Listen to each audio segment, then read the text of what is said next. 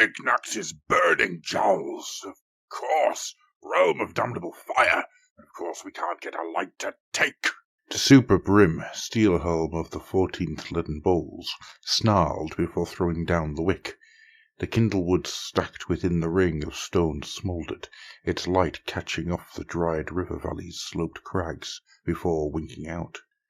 It was getting beyond a joke now, and it hadn't been an especially amusing one to begin with.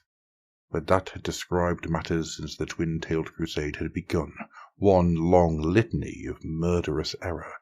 It wouldn't have happened if First Marshal Vedra was here. That wasn't the lioness's fault. Subaru would take a dirk to any who said so. Vedra hadn't wanted to leave the Dawnbringers when she'd been called back to the capital to defend walls left vulnerable when the crusade marched out against the siege that had inevitably struck the city. Typical conclave second-guessing, that typical Azerite cover-your-own-backside wheedling. That was when the wheel nuts and their withered pontifex had taken over. Not at once. They'd been clever. They'd waited until Marshal Malchorn, more to guard him, had fallen in the truce break debacle before spreading the word of their so-called, soul-grinding great wheel, so slowly, so subtly, that by the time right-thinking folks had realized, it was far too late. For the Faithless, a moniker the naysayers had eagerly seized for themselves, there had never been a choice but to eventually part ways. Sighing, Subra rubbed his hands and stood. Amidst the motley assemblage of lean-tos and wagon-holes, other crusaders tried to stoke campfires. Lilting strings described an old Batari tune, though it was almost drowned out by the groans of the many wounded carried upon makeshift gurneys, the buzz of flies around recent corpses, and the muttering of quartermasters checking over what dregs of ammunition they'd been able to seize before leaving. But elsewhere, folks laughed as they raised shelters or cooked rodent meat on heated rocks. Faithless, yes, but not hopeless. Better to die free than be ground under the wheel. Subra stopped to set up a palisade, trading a laugh with Old Heg and his fusiliers before pacing through the makeshift camp. Here was where they kept the decanters of water they had seized in their flight. Already reserves were running thin. Frowning, Supra? Supra snapped to attention as he turned to face the speaker. Throne of Azir, it sounded foolish, but Thungist Smold seemed to glow amidst the Actuian eve. Dust-covered and worn as his uniform was, the inquisitive, violent glimmer of his eyes hadn't faded. It was when things had looked bleakest that Smold had stepped forward from the ranks. Folks called him the young corporal to his face, and Malcorn's lad amongst themselves. The resemblance had never been formally acknowledged, but it was so uncanny as to be beyond argument. More than that, though, Smold would butt heads with the wheel-nuts without flinching. When debate had finally proven fruitless, it was Smold who'd rallied the Faithless battalions to break camp in the night, bloodlessly taking their leave of the crusade. His words kept strength in flagging limbs, and his vision, to march back to Hammerhal and detail to the conclave exactly how their vaunted crusade had been going, had become the renegade's guiding light. Amongst the more ardent Sigmarites of the Faithless, there was already talk of pushing for canonization. Supra wasn't sure if he believed in saints. He just believed in Smold. "No, Corporal," Supra said. "I'm committed. It's just, well..." "I know," Smold said. "You're wondering about those we took the water from." There had been no major confrontation when the Faithless had fled and seized much of the water. If there had been desperate knifings in the dark, it wasn't any of Supra's business. Still, he grimaced. "They had their chance," Supra said at last. "They all knew things were coming to a head. I don't grieve, Corporal. Still, they were friends and comrades. Thirst'll have its hooks in their guts." He grimaced. "Maybe we could have argued harder, tried to make them see sense. We could have subdued the Pontifex. Not killed, just subdued. But you spoke of returning to Hammerhal, and it sounded right." "You couldn't keep going east," Smold said, resting his hand on Supra's shoulder. It would only have led to needless, endless strife, even while good work was being done. Necessary work. A firmer expression crossed Smold's face. Storm and thunder. It was a face you could trust. It seemed to contain the likeness of every wise elder Supra had ever known, every sergeant that had shown him the ropes. Come now, did you really believe in the crusade? And how many of you were conscripted from the prisons, or had your homes burnt down in Feloria's bonfires, and were left with nothing? Faith is for the high and mighty. You have something better.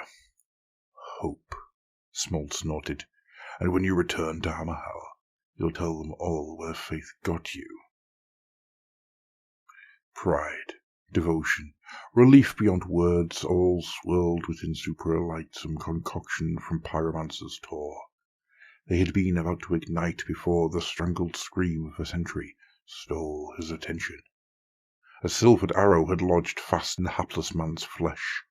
Slick, shimmering tentacles burst from the wound, coiling around to strangle him as he wailed. More arrows whispered from the night as the perpetrators skimmed down the valley. They were tall, even for beastkin, muscled bodies studded with feathers. Each rode a flat disc that trailed iridescent aether stuff, and they carried bows wound from crystal and quicksilver.